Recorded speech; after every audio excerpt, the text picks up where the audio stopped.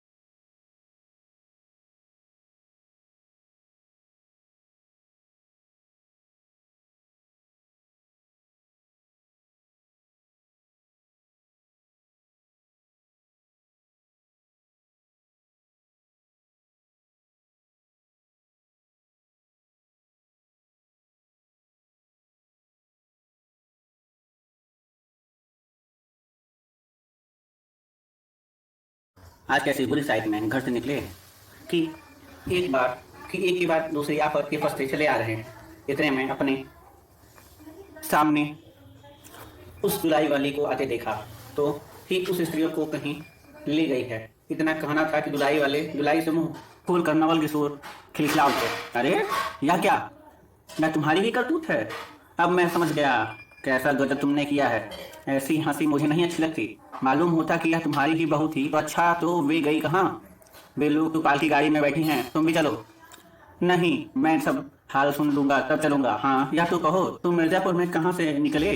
मिर्जापुर नहीं, मैं तो कलकत्ते से बल्कि मुगलसराय से तुम्हारे साथ चला आ रहा हूँ। तुम जब मुगलसराय में मेरे लिए चक्कर लगाते थे तब मैं ड्यूटी दर्जे के ऊपर वाले बेंच पर लेटे तुम्हारे तमाशा देख रहा था। फिर मिर्जापुर में जब तुम पेट के धंधे में लगे थे मैं तुम्हारे पास से निकल गया पर तुमने ना देखा। मैं तुम्हारी गाड़ी में जा बैठा, सोचा कि तुम्हारे आने पर प्रकट हो